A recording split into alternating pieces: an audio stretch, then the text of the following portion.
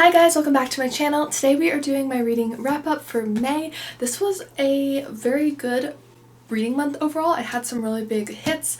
I'm excited to share them with you. Lots of mysteries, thrillers, and a little bit of historical fiction and nonfiction sprinkled in.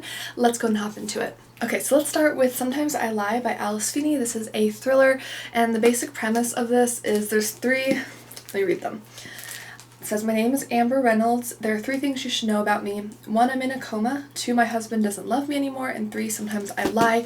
Basically, our main character is in a coma, and she suspects that either her husband or her sister, who is also in and out of the room, had something to do with it. And she is in the coma, but she can't hear what's going on around her, even though the people in the room with her at the hospital are unaware that she is able to hear them, basically. So it's a really interesting premise. I was kind of nervous going into this because I was like, how is this going to work? But I think the author did an amazing job. You have multiple kind of timelines that you're going back and forth. You're going back between her in the present where she's in the coma, and then back to previous events that were leading up to that point, and also some journal entries from the past. So it's a really interesting setup. It was very thrilling, very intense. I would potentially look up, if you're nervous, I would look up some trigger warnings, because this one I did find to be particularly graphic. There was definitely some really graphic scenes in this, so just an FYI with that. But I gave this 4 stars mostly because the final sentence of this book irritated me so much that I knocked a star off of it, and I really can't go much more into detail without spoiling anything, so I'm not going to. But if you know, you know, and the last sentence of this just, it killed me a little bit inside. So still a very good read. I would recommend it if the premise sounds interesting to you. It was very, very fast paced, a really good book that kind of got me out of a mini slump I had this month. So I would recommend it. It was definitely fun. I think my favorite by Feeney is still His and Hers and Daisy Darker. Those are the 2 that I've loved the most, but this one was also very good, very disturbing. I feel like when you're reading this, you're gonna look around at everyone around you just terrified because of the way this plays with the mind. So it's a very interesting read.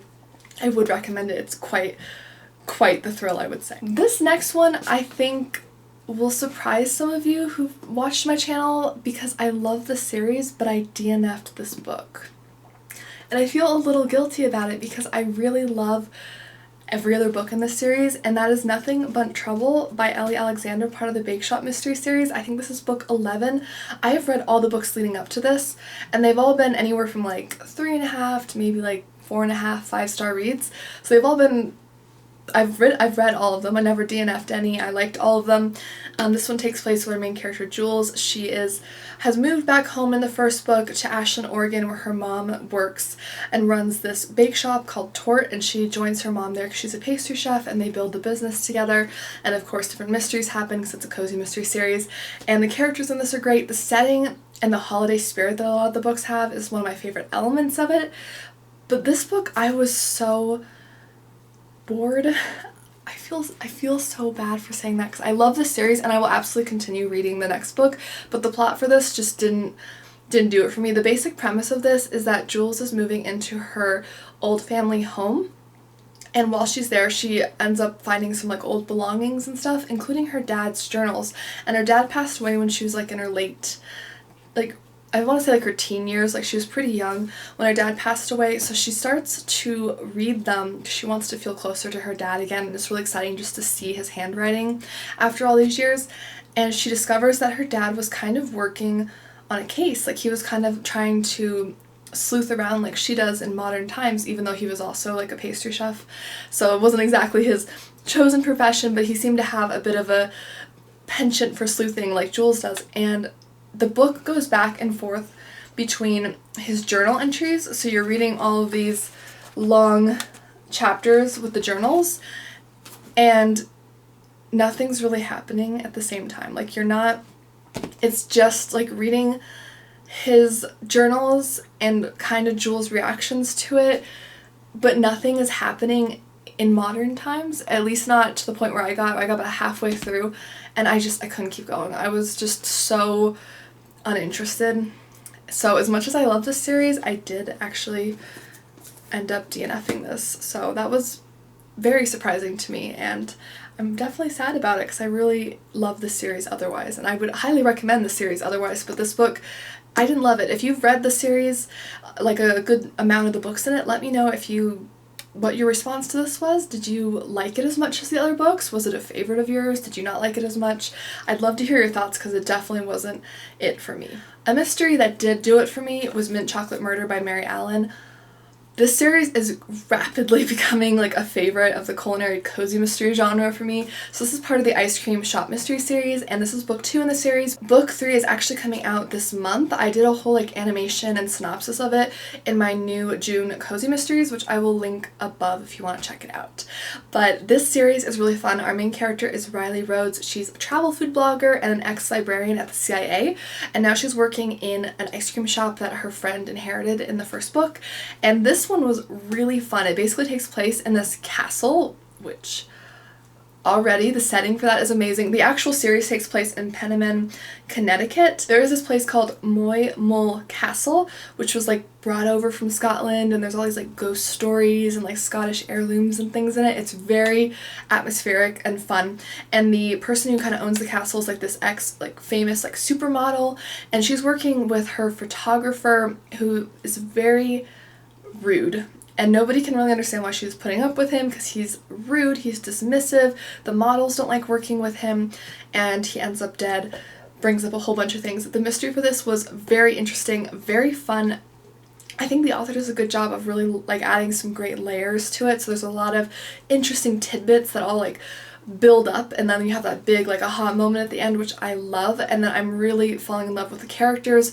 I want to know a little bit more about Riley personally. Like, I feel like I know a lot about her and like what she does, but not as much about her personality, so I'm hoping book 3 fleshes that out even more because I really like her.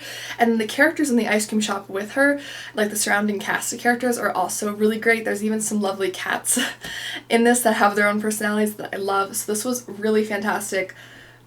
I loved this. It was fun. I read it in a vlog this month, so I'll link that above if you want to check it out, but I really enjoyed this. I definitely recommend this series. It's perfect for this time of year, and you'll definitely want some ice cream when you're reading this. Alright, a 2023 release I read this month is All That Is Hidden by Rhys Bowen and Claire Broyles. This is part of the Molly Murphy series, which takes place with Molly Murphy, who is an Irish-American immigrant. She has come over through Ellis Island in the very early 1900s to New York, and the series is really great. It's a great, I would recommend reading in order if you can, just because the character development throughout it is really well done. But Molly, in this book, I don't know if this is like book 18 or something, it's like far into the series, but she is married, she's got children, and basically with this one, her husband, who works on the police force, decides suddenly, out of the blue to her, that he wants to be a politician, and she's like, what? Because he's never expressed this interest in that before. And then she finds out he's going to be running on this like ticket with Tammany Hall, which is like a group that goes against everything he believes in, so like full of bribes and like criminal behavior and all of that, so he would be absolutely against this. So she's very confused, and he announces that he's not only running for office, but he's going to move them to this like fancy house on this street with all these other politicians and stuff, and she's just like, what? Because normally he consults her about these things. They're very much partners, they have like a good marriage, and she's just like, you know, she's blown out of the water. This is like all shocking to her. The mystery for this, fantastic.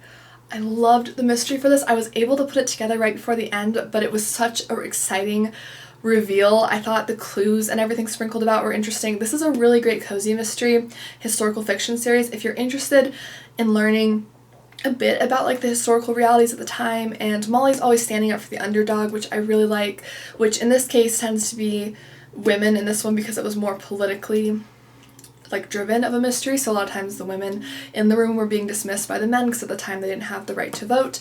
And other Molly Murphy mysteries, she's like stood up for people who work in like clothing, like garment factories, who are like severely underpaid, who have no like labor rights whatsoever, all of that. So I love Molly's character. She's very empathetic, she fights for the underdog, she's feisty. I love her. She's Irish like myself, and it's a really great mystery series. I would recommend it. Rhys Bowen, I love all her writing really, so this is a great one. Definitely one of my favorites from the entire series. I just think the reveal for this, it had so much suspense and build up that I was just sitting there like, wanting to like shake the characters and be like, you know, get out, get out, get out. But it was great. A really, really fun mystery. If you like historical fiction, I would recommend this. Let's see, one that I read that I checked out from my library but I did return is called Fateful Words by Paige Shelton, and this is part of the Scottish Bookshop Mystery Series. We have another redhead character. Her name is Delaney, and she is from the Midwest in America, but she moves out to Scotland in the first book to become this like bookshop like assistant. Like she works for this man named Edwin, who's this very eccentric wealthy man, and he collects all these like bookish treasures. He's got this great bookstore, and then he also has all these like bookish treasures, and these oftentimes play into the mystery where there'll be like, you know, a stolen manuscript or like some kind of literary tie-in or historical tie-in, which I personally love. I have to say this, I guess it's like the month of like kind of being disappointed by some of my favorite series. This one, I did read the whole book. It was not a DNF, not like the Bake Shop Mysteries, but I didn't like it as much. I think I gave it like 3.5 stars, and usually this is one of my top, like, most anticipated series. I just found the pacing for this one to be slow. Like, I really was lagging through it. I don't know, maybe I was just more impatient this month or something, but I just was struggling to get through this, and I felt like the mystery just, like, we had the, you know, the kind of the initial trigger for the mystery, which started the whole like thing, and it, oh boy. So you have like the inciting incident, and that happened like at a reasonable point in the book. It wasn't like it took forever to get there, but then I felt like nothing happened for a really long time, and then like everything happened at the end, and it just, I don't know, it just didn't have like the consistent pacing that I usually feel like Paige Shelton really nails, and I just wasn't as interested in the mystery, and it felt like a little bit chaotic, but not in the best way. So it wasn't like a bad read. Like if you like the series, if you've read the other books, I would still read this. It was a good read, but it wasn't as great as I usually find those books to be. Okay, so let's do one from a series that I have really enjoyed that knocked it out of the park. This one is rivaling book one in my opinion, which is a really good sign because usually book one's one of the better books in a series because it's introducing you to everything, so of course you're like naturally more excited. And that is Crazy Maids in a Row, book 3 of the Spokane Clock Tower Mysteries by Patricia Meredith. This one came out last October. This is the 3rd book in the series, and it's the latest release in the series. And I could go on about this book. I will have actually a vlog coming up, I think a vlog that will go up right before this video, so I'll link it above if it's up already, and you can hear my more in-depth thoughts on this and a few of the other books in this pile. But wow, was this amazing. If a book can make me cry, like that's usually a very good thing. I cried at least 2 different points during this book because I got so emotionally invested and just overjoyed and like upset and just like different emotions. Like the emotions I ran through was like the full gamut with this book. This book basically follows around multiple characters. I can't give a lot of plot specifics because it is a serial, so you definitely want to read in order. I don't want to give anything away. Definitely check out book 1 and 2, but our main characters in this, we have like Archie, he's a clockmaker, inventor. You have Marion, who is this very like, how do I say, very like feisty, very vivacious young woman, and she is the like kind of caretaker companion to this other woman who's my favorite character, Rosalind. And Rosalind is married to one of the detectives in the police force who we follow around. We also follow his twin brother who's also in the police force. So there's a lot of interesting characters, and this book it made me feel so many things. The mystery was absolutely incredible. I was really blown away with it. I had like 80% of it I think put together, so I had most of the chunks and stuff put together, but the big like aha moment at the end was just so exciting. I was just there were so many great emotional moments for the characters throughout this book. Like I cried. I felt like so many different emotions. This was an excellent read. It just really took me through everything, and the mystery was great. This is definitely a very like golden age style mystery, so this takes place in 1901 Spokane, Washington, and it definitely has that golden age like Agatha Christie kind of style writing and mystery, so it's definitely like a very good build up. So it does require like maybe a little bit of patience. It's not like a thriller where you're immediately like page turning, of course, but the payoff is always worth it, and the characters are always so involved in the mystery in one way or another, and I love watching them all approach the mystery in different ways because of their different backgrounds, because you have you know, the people on the police force, of course, they can approach the mystery very differently. Then you have the people who are civilians or venters, like they all have different unique talents that help them kind of solve different bits of the mystery in different ways. I love it. I highly recommend the series. It's fantastic. The historical research that goes into the series it's top notch. Like it's really solid. Like I learned so many things about the times and just different things about America every time I read this series. So I highly recommend it. I need to go into the next book, but definitely check this out. This was a 5-star read, one of the standouts for this month for me. Another fun read for me this month was Killer Cruise by Laura Levine. This is part of the Jane Austen mystery series. Jane Austen is a freelance writer living in the big city. She's always kind of scrimping together money for like whatever gigs she can get, which basically leads to her landing all these weird jobs, like writing jobs, that ends up putting her in like all these weird positions, which ends up leading to different mysteries. And on this one, it sounds like she's got a really sweet deal. Basically, she's invited to go teach like a writing class on a cruise ship for a week. And if she does this, she'll have an all expenses paid cruise. And she's like, why not? Like, what an opportunity, right? And she's like, I'll do that. Well, for starters, her cat, Prozac, ends up sneaking on board with her, which of course is not allowed. You know, no animals on a cruise ship like that. So she's gotta sneak him in and like kind of hide her cat from everybody, which proves to be difficult. And everything on the cruise ship just doesn't quite seem to go like it's supposed to be. This is more, I look at this more as like a comedy series than a cozy mystery series. It is a cozy mystery series. There's always a mystery, like a murder or something you're trying to solve. But with this one, I read it for the punchy writing style, the fast pacing, the just very like self-deprecating humor. It's very like comedy heavy, which is what I like. It's very lighthearted, it's very funny and very punny. So I would recommend this if you're looking for something very lighthearted, very comedic. It's a really good read for like the end of a long week or when you're just kind of in a slump, you want something fast and just kind of happy and cheerful. This one. And Prozac is my favorite cat in anything I've ever read. And my favorite like animal because Prozac has more personality than most people in books. The cat has so much personality. I love this cat. So definitely check this series out. It's a really fun one. I've been flying through it this year. This one made me so happy. This one is called The Raven Thief by Gigi Pandian. I checked it out from the library and had to return it. But it's part of the Secret Staircase mystery series. Our main character in this is Tempest, and she is a retired magician. When I say magician, she was like a big time magician on stage, like Vegas, like we're talking big auditoriums, like big time magician. And she has moved back home and her family, I love her family so much, but they have this like secret staircase business where they make like hidden doors, like secret staircases behind book like shelves, like all these different like hidden compartments. What a cool business. If I was like fabulously wealthy, you know, I'd be like all over that. That is so cool. But in this one, it takes it up such a notch with the series. The first book in the series was Under Lock and Skeleton Key, and I gave that about 3.5 stars because I love the characters, the setting, the magical elements, but the mystery and the pacing were a little off for me. But I knew I wanted to read book 2, and The Raven Thief is a standout 5-star read for me. This was fantastic. If you like locked room mysteries, this series kind of specializes in them. And the basic premise for this one is that Tempest and her family's business have just finished building this like really cool like book club room with all these hidden compartments and stuff for this lady who has just divorced her husband, who's like a mystery writer.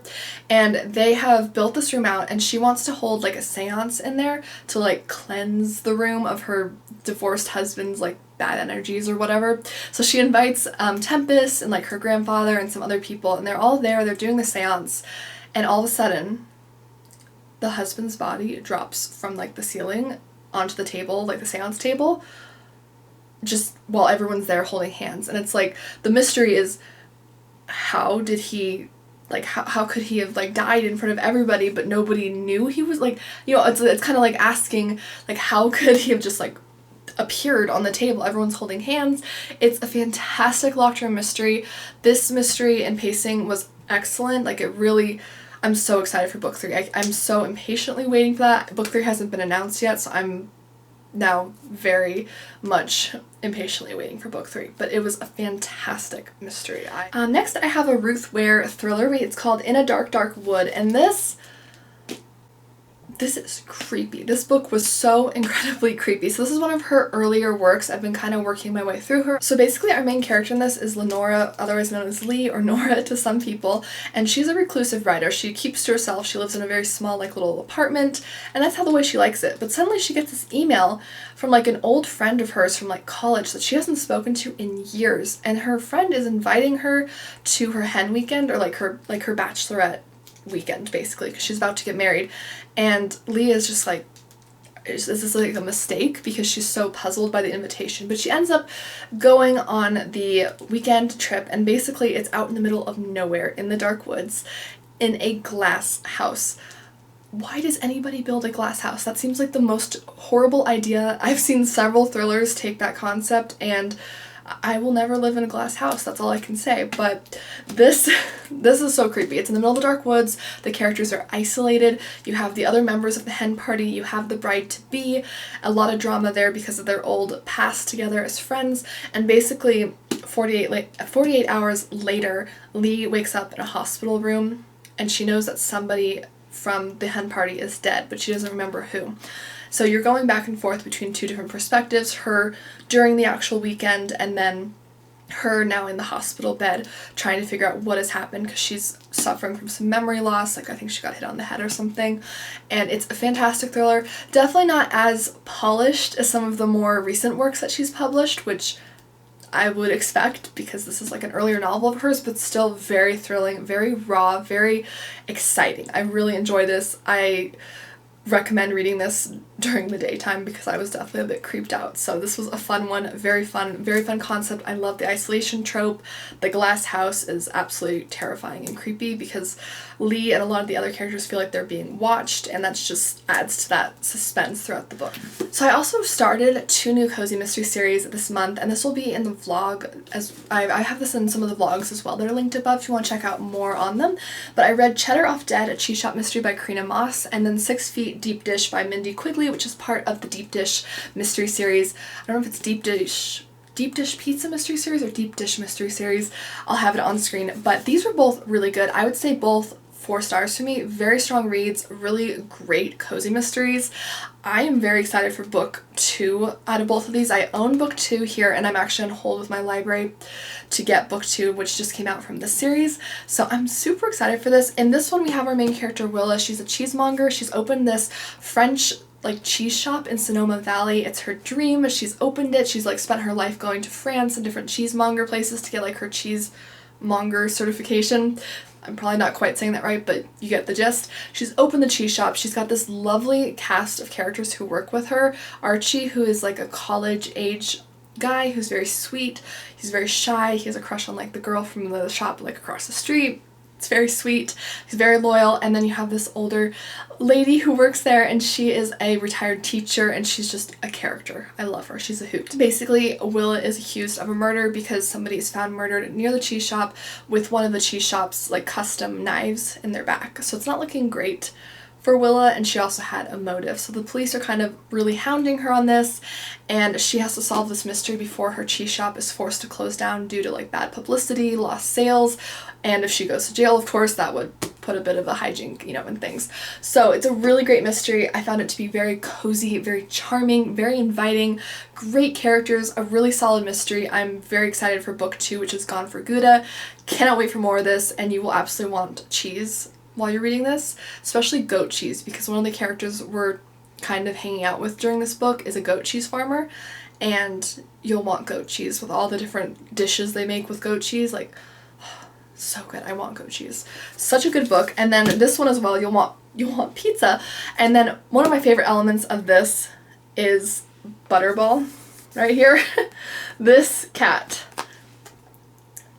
Following Prozac from Laura Levine's Jane Austen mystery series, Butterball is my favorite like animal sidekick in anything I've read. Butterball is hilarious. Butterball is this really overweight, like adorable tabby cat that Delilah is left with after her and her fiance have a big fight, and he just like takes off. So she's left with her cat, which is more of his cat really. So she's kind of left with Butterball like, okay, I guess I'm taking care of you. And Butterball has like the most personality. I love it. I love Butterball. I cannot wait for more Butterball in the next book. But Delilah is a really great character. I relate to her personally a lot because she seems very type A, and she's got this very, I have to do it myself. I can do this all on my own. I'm like Superwoman, and she doesn't want to delegate things even though she has employees in her pizza shop. And I could relate to that. Like, I'm a pretty type A person. I like to do things myself. I want it to be just so, you know? And I really liked seeing that and how she kind of worked through that at certain points in the books. The mystery is kind of a similar setup. Basically, somebody is murdered near her shop on like kind of the soft opening night, and the mystery ensues, and she's also having all these emotional struggles at the same time because of the fiancé and like the big fight, and just dealing with all of that in the opening of her shop. A lot to handle. Great mystery. Both of these will make you very hungry, and yeah, I can't wait for book 2 in either of those. Okay, so one that I ended up DNFing, again, this was on one of my vlogs. It's called Tilling the Truth by Julia Henry. This was book 2 in, I can't remember, it's like the Flower Garden, like it's like the Garden Squad mysteries, I want to say. And basically we have like a retiree as our main character, and she is a avid like gardener. She loves flowers. She and her friends take care of a lot of the landscaping and like flower arrangements and things around town. Like they kind of help maintain the town and beautify it, and they're doing so. And one day, and she actually, her friend stumbles upon a body and is like holding a weapon, and her friend's like in trouble of being like, you know, she's in a bad place where the police might think she did it. I DNF'd this only like 60 or so pages in, which is pretty early for me because I just didn't connect with the writing style. It was very, very descriptive, and I like descriptive. I like just, you know, I want to know about the characters and a cozy mystery. I want those slice of life moments, but she would go into like every character you meet's like backstory to like multiple paragraphs, like even for the most. And maybe it's somehow tied into the end. I don't know, but I just couldn't get through it. Like, even, like, you know, you meet, like, the grocery store clerk, and she'd, like, go into paragraphs about their backstory and how they grew as a person, and, like, it was a lot. It seemed kind of rambly to me. It seemed like a little bit of excess for me.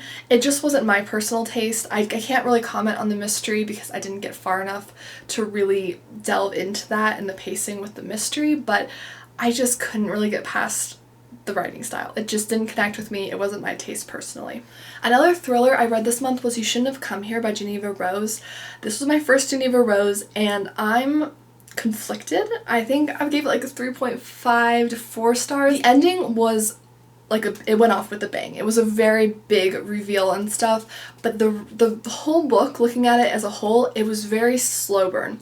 The basic premise is you have Grace, who is going out. She's renting an Airbnb like room in the middle of nowhere in Wyoming, and she goes out there and she meets the guy who's hosting it, and she's very attracted to him, but he also has his own secrets and she has her own secrets. Kind of the premise for like every thriller, right? Every character has their own secrets.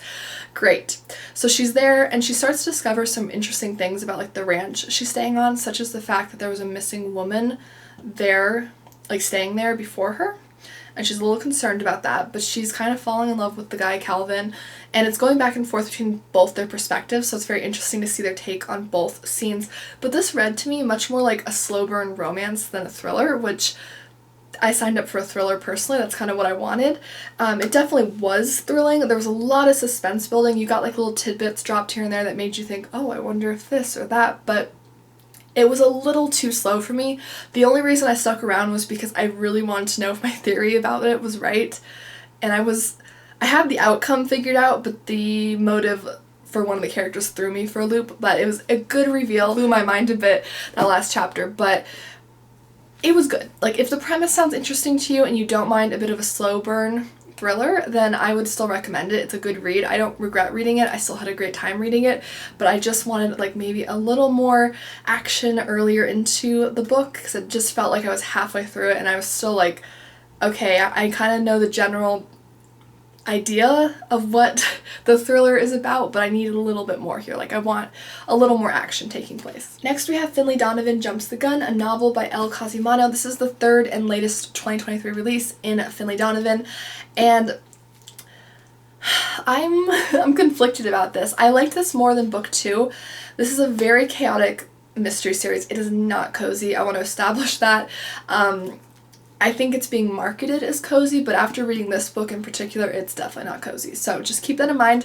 I like the way Pop Sugar describes it on the back. It says, if you love thrillers but wish the genre would lighten up a little, then you absolutely must read Finlay Donovan is Killing It. I think that's a good description. It's not as dark or like disturbing as like thrillers can be, but it's got that really fast pacing with a bit of cozy elements thrown in. You have our main character Finlay. She is a writer, and in the first book she's mistaken as a contract killer because she's describing to her agent in a public place, like for lunch, that like about a contract killer in a book, and someone mistakes her for a contract killer because they overhear the conversation. It's kind of the general premise. I can't go into too many details about what this book is about without giving things away from the first 2 books. But it's a very chaotic, very fast-paced writing style, very interesting, very fun. I just feel like the author's kind of dragging out the plot a bit. Like at this point, I kind of expected certain things to be wrapped up and they're not wrapped up, and I'm like, how much more are we going to drag these out? That's kind of my concern. I definitely will read book 4 because I still had a fun time reading this. This was still like a 3.5, 4-star read for me, but book 4 will probably be my make it or break it. Like I'll have to see if the author really expands upon the plot or adds something in, because if they go with the same plot for that book, it's going to be very stretched out, in my opinion at least. So let me know your thoughts if you're reading this series. It's an interesting one. It's definitely very unique, I would say, in terms of the vibe, and just it's kind of its own genre. It almost feels like a cozy thriller, if that makes any sense. But I do like it. It is fun. It's a good book to break things up and to really get like a fast-paced read in, but I just don't know where the author's taking it. I don't know. It just felt like parts of this were stretched out. I still really enjoy the characters. There was a lot of intrigue, but it just feels like the plot's being stretched a bit too thin for me. Next we have Happier at Home by Gretchen Rubin. This is a like nonfiction / like memoir biography. It's kind of like a self-study / scientific research on like increasing your happiness at home. So you basically follow the main character. You follow the author Gretchen through her life, and she basically takes the school year and she plans out a different theme for each month. So like 1 month is on her marriage, 1 month is on like photos, because she's kind of bad about keeping up with like family memories and stuff, and she wants to find a way to make it more meaningful. And kind of like it says here on the front, kiss more, jump more, abandon a project, read Samuel Johnson, and my other experiments in the practice of everyday life. I prefer the Happiness Project, which is kind of the first book in this like series. This was kind of like an offshoot of it that was more specific to the home and making the home somewhere that's truly like a haven for yourself. But this was still a good read. I still enjoyed it. I feel like I got some insights from it. It always makes you kind of think about life in a different way and to kind of see everyday things in a new light, and like how can I make those everyday things like special and more interesting and just something to look forward to and to like not take for granted. So I really like that. I like her writing style. It's very easy to follow along with. It's very much written in like a storytelling kind of way where she's kind of walking you through, this is what I did. She breaks down the months in a nice way where like September is about possessions, finding a true simplicity, and she will write out like a couple mini goals so you kind of know what you're getting into before jumping into the month. So I did skip 1 chapter that was on kids just because I don't have kids, so I'm not particularly interested in reading that, but every other chapter I read, it's really interesting. It's a fun read. I like the Happiness Project more. If you're going to start with Gretchen Rubin, I would say the Happiness Project, the 4 Tendencies, and Better Than Before are my 3 favorites from her, but this one is also very good. Okay, and last but certainly not least, we have The Other Woman by Sandie Jones. The basic premise for this is we have this woman named Emily, and she is about to get married to Adam, who she thinks is the man of her dreams, and this is a thriller, so of course you know things are going to happen. It's a thriller. No, nobody gets a happy ending in like thrillers really. So she is about to get married to Adam. She's very excited, and she meets his mom, Pam, and Pam is the other woman in Adam's life, and she takes the idea of like the stereotype of a scary mother-in-law to like extreme. Like, it's sad how the media, you know, stereotypes like mother-in-laws as like these, you know, horrible people. It's very untrue and sad. But in this case, she has every right to be scared of her mother-in-law because her mother-in-law is like threatening her, and she's doing everything she can to break up her and her son. She's trying to protect her son, and it's so fast-paced. It was a really fun read. I'm giving it a 3.5 stars because I just felt like the writing quality and the characters could have used a little bit more. Like the main character got a little bit grating at times, like a little frustrating to read about. But this is also Sandie Jones' debut, and I was very impressed with it, even on its own, not as a debut, but knowing that made me even more impressed and excited to read more from her. I'd say the ending for this was definitely like very suspenseful, very like big moments, very exciting, and I really liked how everything wrapped up with this book. So this was a good thriller. If you like the idea of this thriller, I would definitely check it out. It's the perfect season for that, with it being very much surrounding like a wedding as the like kind of primary theme throughout this. So I think it's perfect for this time of year. It was very fun, fast-paced. Like I said, characters, some of them weren't my favorite, but the pacing and the thrills, and this is definitely one where it was not slow burn. Like, you had the thrills hitting you throughout the entire book, so it was very easy to speed through. Very much enjoyed it. That is everything for this reading wrap-up, guys. Thank you so much for making it to the end. Please let me know, what is your wrap-up for this month? What was your favorite book? Did you have a book that you ended up DNFing or not liking? I like to hear about those too, just because good to hear, I have like a heads up, you know? Let me know your thoughts on that down below, and don't forget to like and subscribe. I do post new book content on this channel every single week, and I don't want you to miss out. So I'll see you guys in my next one. Have a fantastic start to your June, and I'll see you soon. Bye!